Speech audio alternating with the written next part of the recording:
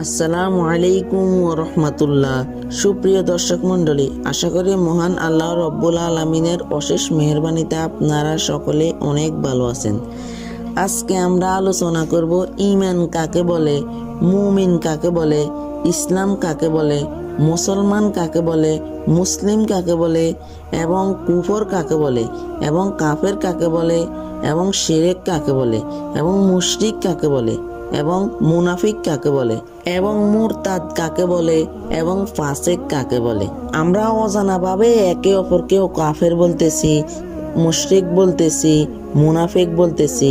আপনি কি সঠিকভাবে তাকে বলছেন নাকি আপনি ভুল বলতেছেন? তাহলে চলুন এই ভিডিওর মধ্যে জেনে নেওয়া যাক। ঈমান। ঈমান শব্দের শাব্দিক অর্থ হলো বিশ্বাস করা অথবা স্বীকার করা অথবা ভরসা করা অথবা নিরাপত্তা প্রদান করা ইত্যাদি। শরীয়তের পরিভাষায় ঈমান বলা হয় রাসূলুল্লাহ সাল্লাল্লাহু আলাইহি ওয়াসাল্লাম কর্তৃক আনীত ওই সকল বিষয় যা স্পষ্টভাবে এবং অবধারিত রূপে প্রমাণিত। সে সমুদয়কে রাসূলুল্লাহ সাল্লাল্লাহু আলাইহি ওয়াসাল্লামের প্রতি আস্থাশীল হয়ে বিশ্বাস করা এবং মুখে তা স্বীকার করা। আর কোরআন, হাদিস এবং সাহাবায়ে কেরাম ও উম্মতের সর্বসম্মত ব্যাখ্যা অনুযায়ী ধর্মের অবধারিত বিষয়গুলোর ব্যাখ্যা প্রদান করা। সংক্ষেপে ও সাধারণভাবে ইসলামের ধর্মীয় বিশ্বাসকে ঈমান বলা হয়। তারপর হলো মুমিন। যার মধ্যে ঈমান আছে তাকে মুমিন বলা হয়। তারপর হলো ইসলাম। ইসলাম শব্দের শাব্দিক অর্থ মেনে নেওয়া অথবা আনুগত্য করা। শরীয়তের পরিভাষায় ইসলাম বলা হয় আল্লাহ ও তার রাসূলের আনুগত্যকে মেনে নেওয়া। সংক্ষেপে ও সাধারণভাবে হযরত মুহাম্মদ সাল্লাল্লাহু আলাইহি সাল্লাম কর্তৃক আনীত ধর্মকে ইসলাম বলা হয় বা ধর্মীয় কর্মকে ইসলাম বলা হয়। তারপর হলো মুসলমান বা মুসলিম বলা হয়। ইসলাম ধর্ম অনুসারীকে মুসলমান বা মুসলিম বলা হয়। তারপর হলো কুফর।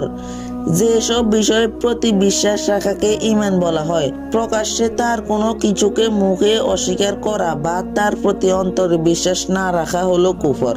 তারপর হলো কাফের বলা হয় যার মধ্যে কুফর থাকে সে হলো কাফের। তারপর হলো মুশরিক। যে শিরক করে তাকে বলা হয় মুশরিক।